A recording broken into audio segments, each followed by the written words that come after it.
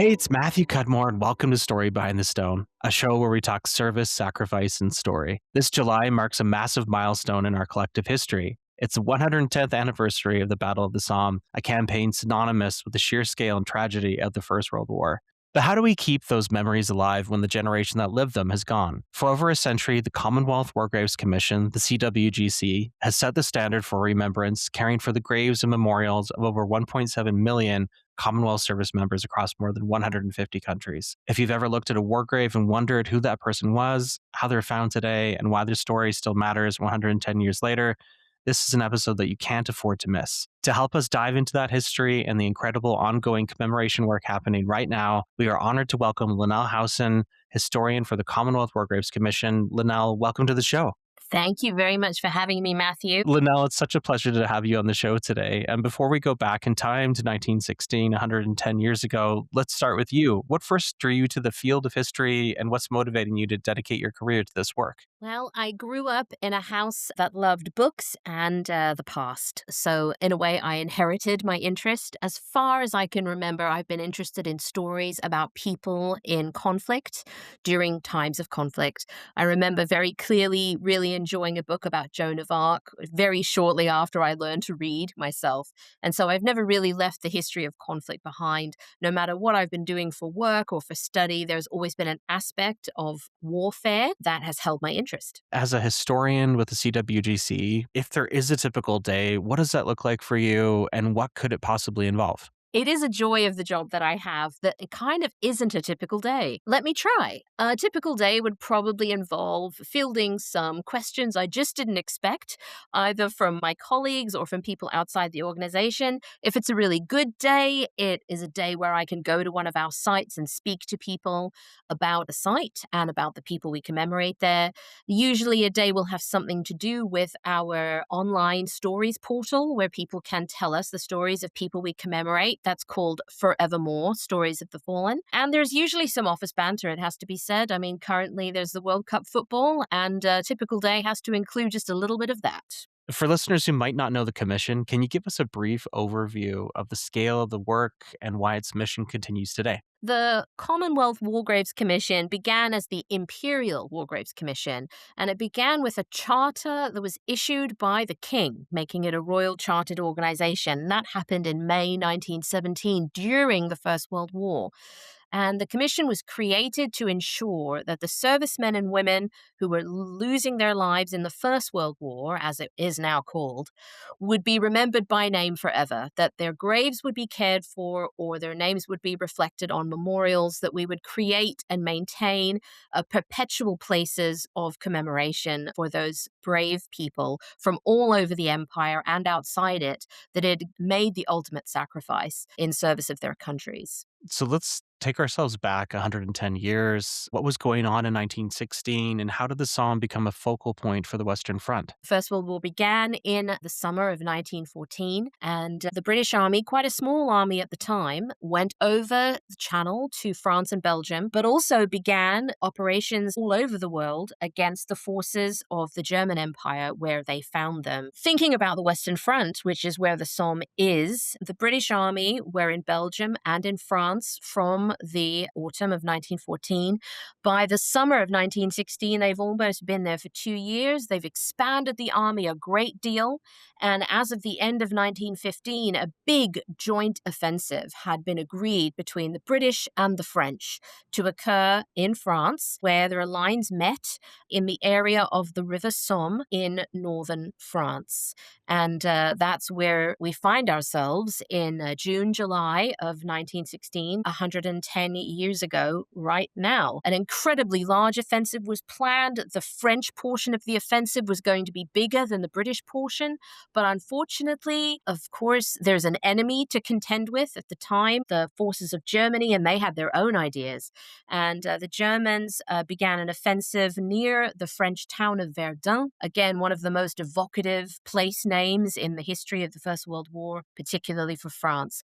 And that drew the attention and a lot of the French French forces away from the Somme into the fighting at Verdun. So we find ourselves in June 1916 with the forces of Britain and her Commonwealth having to take over more of the planned joint offensive because the French are also fighting at Verdun. Take us to July 1st. This is the first day of the battle, one of the darkest days in British military history. The 1st of July is when the infantry assault began on the Somme. For a week before, incredibly large amounts of artillery had been expending themselves over the chalk hills and the river valleys on the battlefield of the Somme. It was hoped that this incredibly thorough artillery preparation would have done serious damage to the German fortifications, and that on the 1st of July, the British Army, many divisions of which had not seen an offensive like this before, would be helped by the damage that the artillery pieces had wrought in the week before the 1st of July. Unfortunately, that did not come true on all parts of the battlefield. This is such a big battle that it can be, as a historian, quite difficult to simplify it down and still be telling the truth. It's important to understand that on the 1st of July, this was many miles of front and many thousands of men going into combat. And the story is different from one part of the battlefield to the other, even on the first day, let alone the fact that the onslaught continued for another 140 days. And over that whole span of time, a great many things were done differently, more successful, less successful. So it's really difficult to say, well, on the 1st of July, this is what it was like, and this is how it went poorly, because it also went well in some places. But taking a step back and thinking about how people remember the Battle of the Somme, it's very much focused on the first day and on the incredible levels of casualties suffered by British forces on that day. Tell us a little bit about the German experience. They've suffered 5 days of artillery barrage. How did they survive, and how are they doing on that 1st of July? This is a really important part of the story, so thank you very much for prompting me to speak about that. The Germans have held this territory for almost 2 years, let's say, and they have had every opportunity to fortify, and they have used those opportunities. The landscape of the Somme is chalk hills, which are actually really great for digging down into and building dugouts, places to store yourself and all of your things, and great vantage points had already been fortified by the German forces, which isn't to say that it's absolutely fine to be bombarded for a week, because it absolutely was not. The heavy artillery assault was absolutely terrible to the people who were living through it. A great deal of damage was done. It was really hard to get food and water up to the people in front positions.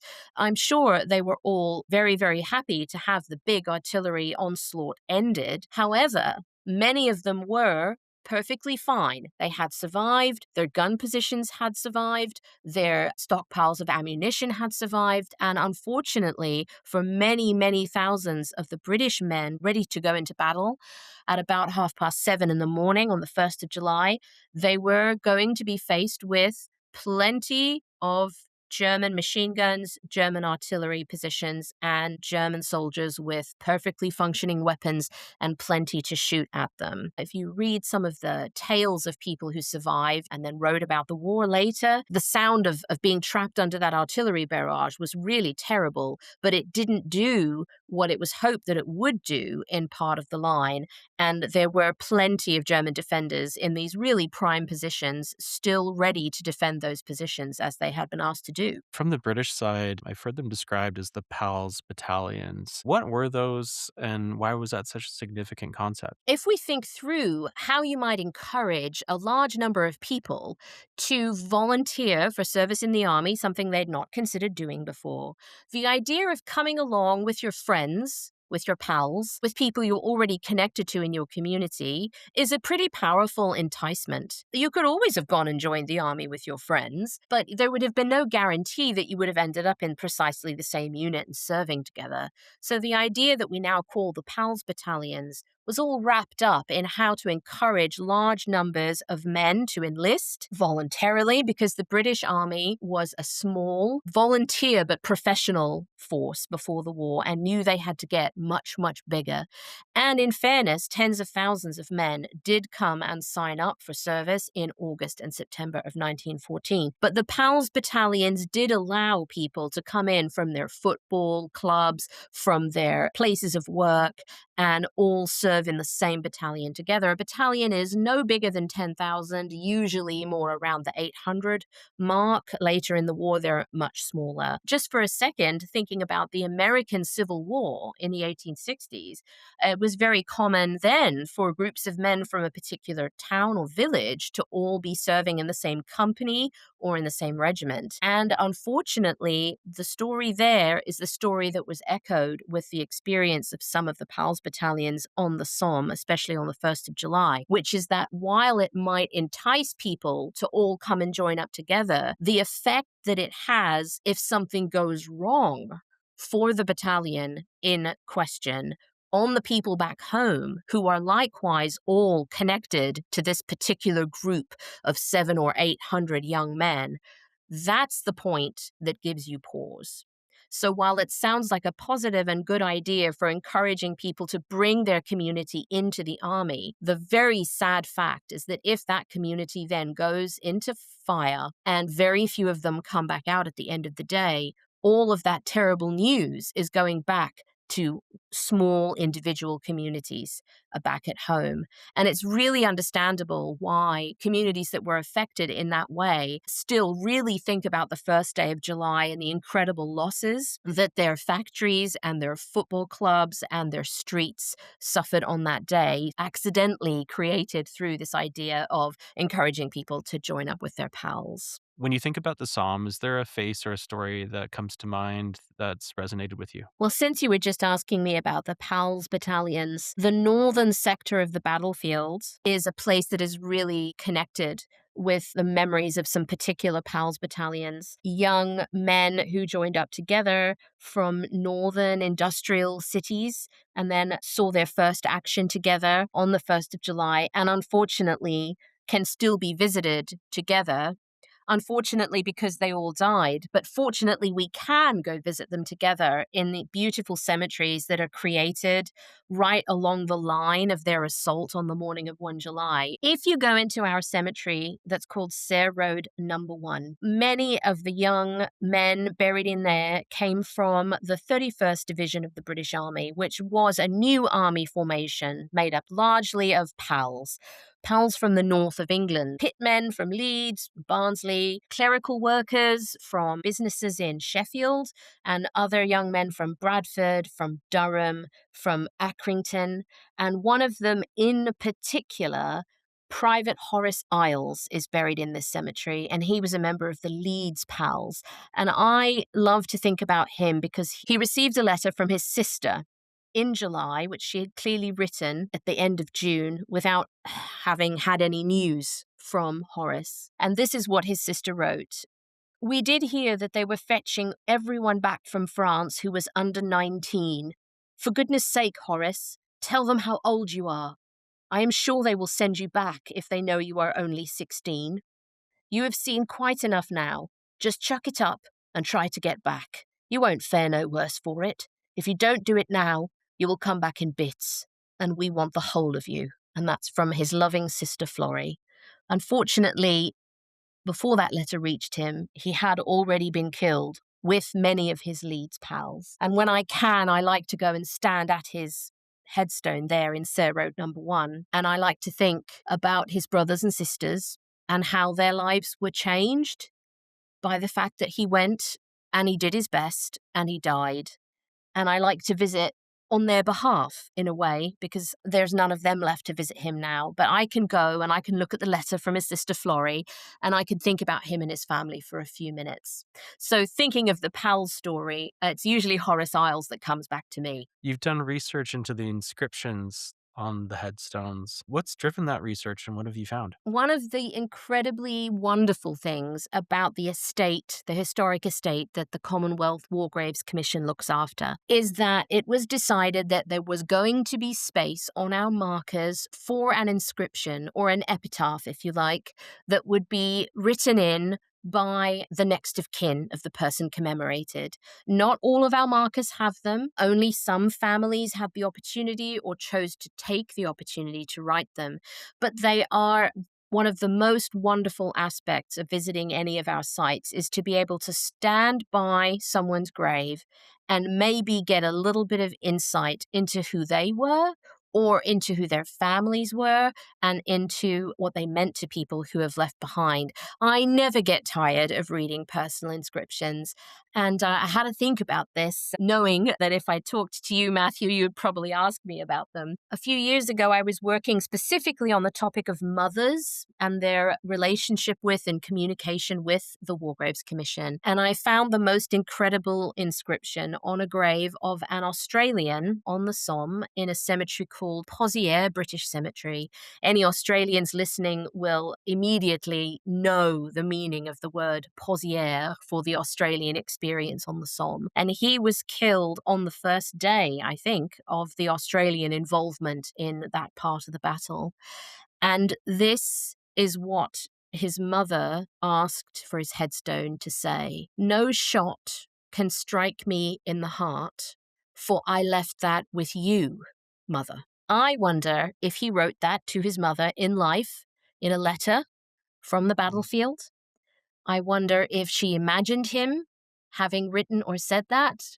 But it is very hard to be unaffected by many, many of the messages that you see at the feet of our headstones, coming from parents, coming from wives, sometimes even mentioning children, coming from friends, many of whom were writing something that they thought they would never stand in front and read for themselves. So those messages are really to you, the visitor, more than they ever were to the family themselves. I want to turn the lens, if I could, to the architectural landscape at the Somme, the CWGC, famous for the Thiepval Memorial. Tell us a little bit about that and what it's designed to do. Our cemeteries and memorials are permanent reminders of the fighting that took place on the Somme. Some are vast, some are dramatic, some are small and intimate. The largest of them all and the most dramatic is our Thiepval Memorial to the missing of the Somme. To just explain what that means, about half of the people that the War Graves Commission needed to commemorate by name at the end of the First World War were people who had no known grave, which includes members of the Navy who were, of course, buried or lost at sea. So about half of 1 million British and Commonwealth dead needed to be commemorated by name on a memorial.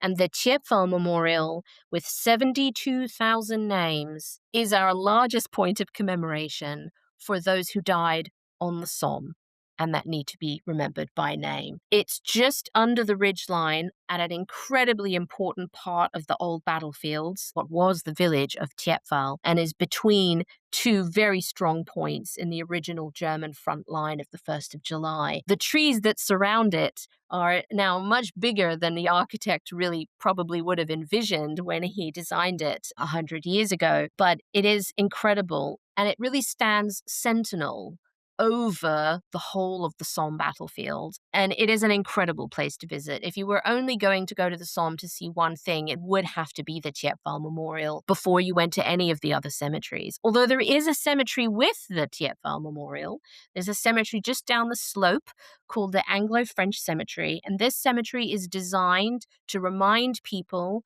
of the allied nature of the fighting on the Somme. It has 300 French graves and 300 British and Commonwealth graves, so exactly the same number.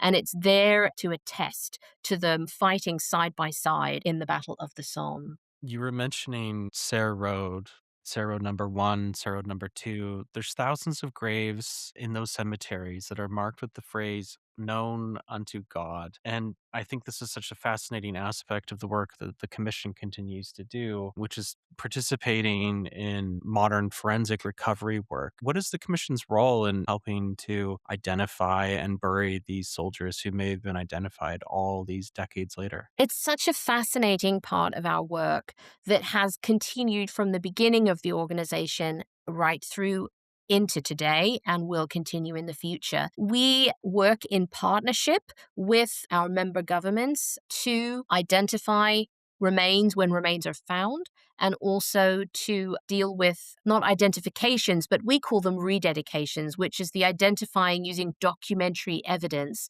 of an existing grave that says known unto God and can be accepted to be the grave of an identified individual. Just a few weeks ago, in our cemetery, Adanac Military Cemetery, that's Canada backwards, named because it's a really important part of the battlefield for the forces of Canada on the Somme. A Canadian man was identified and has a new headstone just put up a few weeks ago because of this process of interrogating the records, doing research, both within the Commission and outside the Commission and in the relevant department in the Canadian government, to accept the fact that this was actually the grave of someone, and his name is William Webster Wilson. I was able to see a photograph of him because someone found it in the Book of Remembrance for his employer, which was a bank in Canada that had put together a book of remembrance for all of those they had lost in the First World War. But the thing about him that really struck me is that every generation of his family has used the name William Webster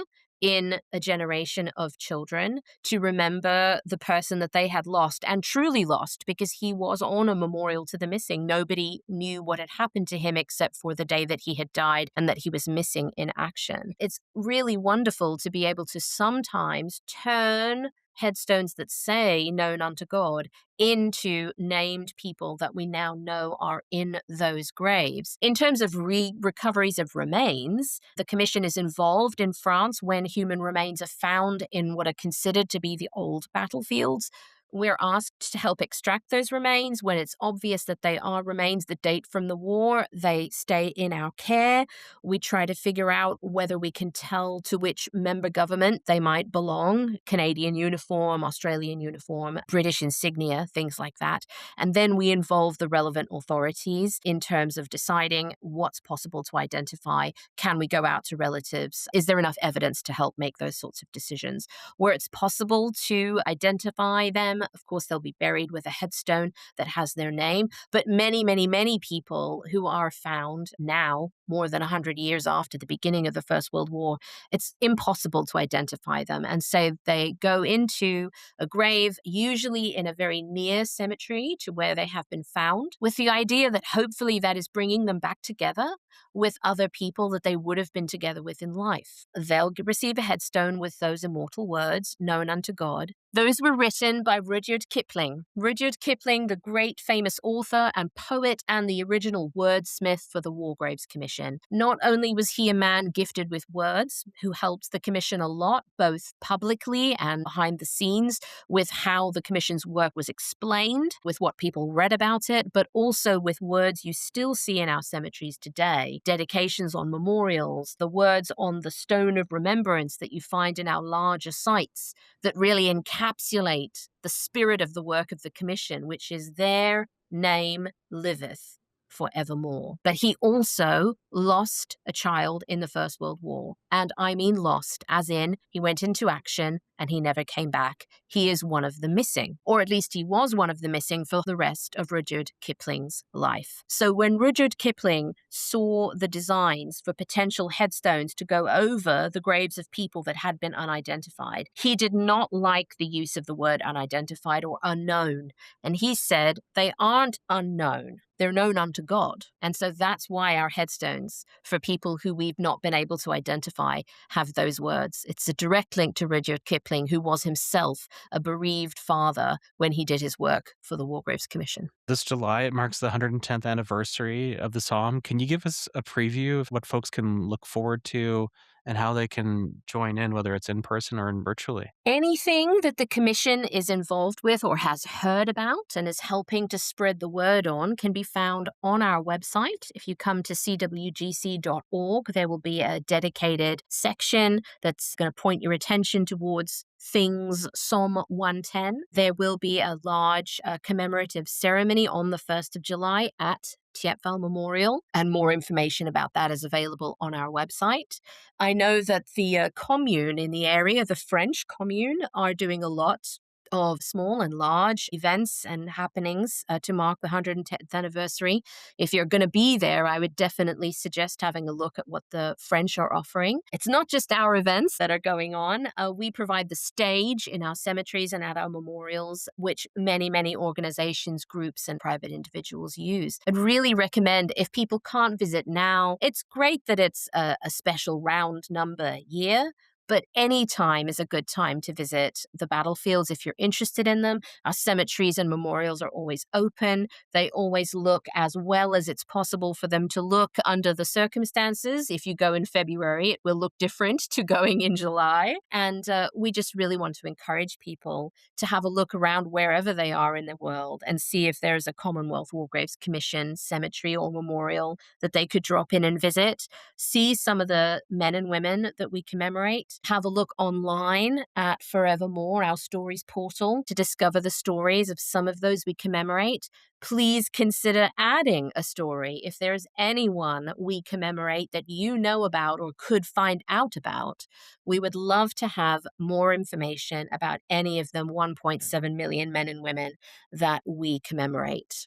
Lynelle, as we look to the future, how is the next generation learning about these events, and what kind of resources are available for teachers and students? Different parts of the world come to the Somme and the history of the First World War in many different directions. No matter how you get to the commemoration of the men and women who served in the world wars, the Commission is available both digitally and physically to help be a part of someone's learning journey. We have specifically tailored resources for educational use that can be found on our website. We'd like to call out specifically is our resource called One Day in a World War, because that takes you beyond the 1st of July. It takes you to a date later in the campaign and also allows you to look at what was happening across the whole world on that particular day, reminding us that while the Somme is incredibly important, it's only one chapter of a huge world war that took people from everywhere to many other places, many of whom we now commemorate.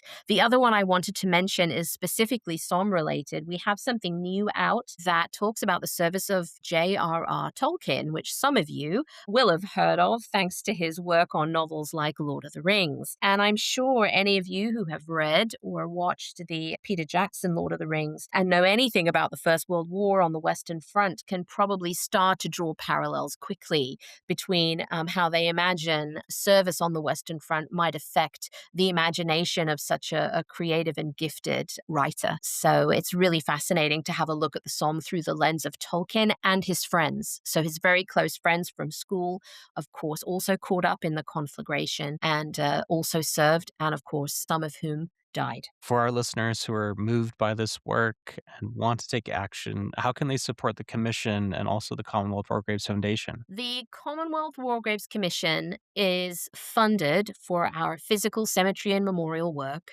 by 6 member governments. And so those are the big 6 member governments if you think about the British Empire during the First and the Second World War. So that would be Australia, Canada, India, New Zealand, South Africa, and the United Kingdom. They made a promise to fund our work from the beginning, and they still do. The extra, the wonderful, the special, increasing education work, the stories portal on the website, our guide program where young people come and guide people around Thiepval on the Somme for a few months in the summer. This sort of work is funded through donations to our Commonwealth War Graves Foundation.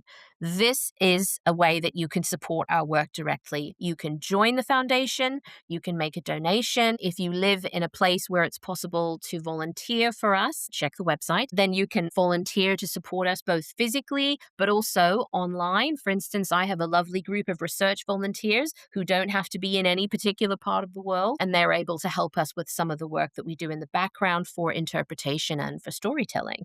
So visit us, please. We make these beautiful places so that you can come and you can visit the men and women we commemorate, and you can spend some time thinking and remembering and considering the cost of global warfare.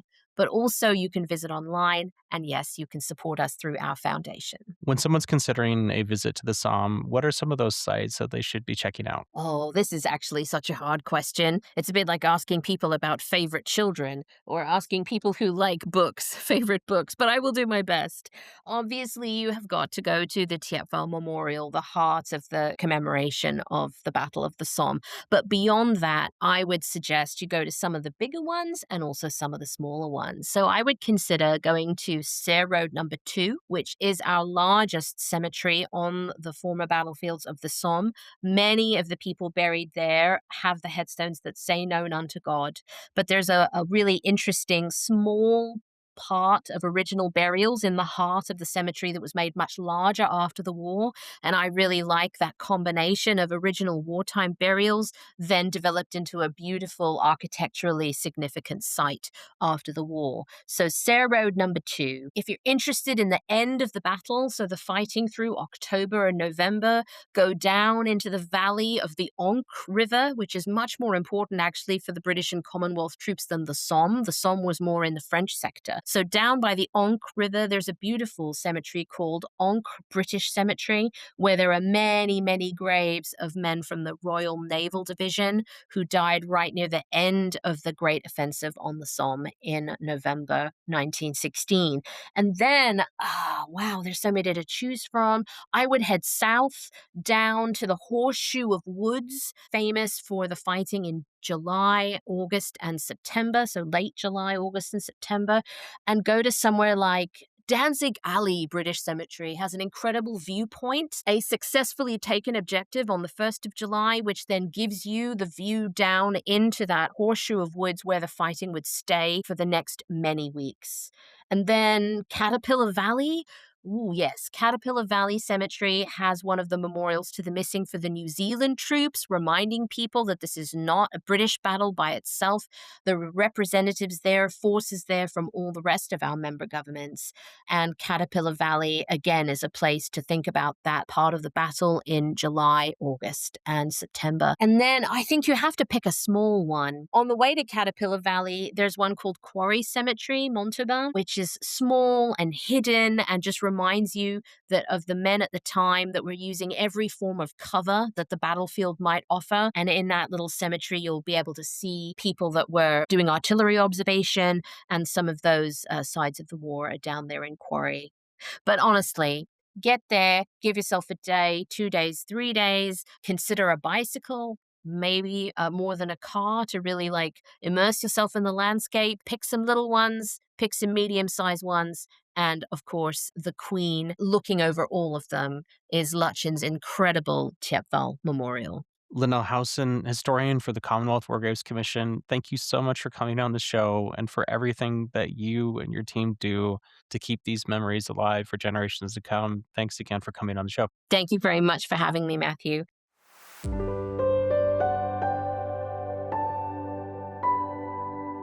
Thanks so much for tuning in. Story Behind the Stone is available on Apple Podcasts, on Spotify, and on the Wreaths Across America radio network, on iHeartRadio, Audacity, and TuneIn. Just search for Wreath. Thank you for tuning in.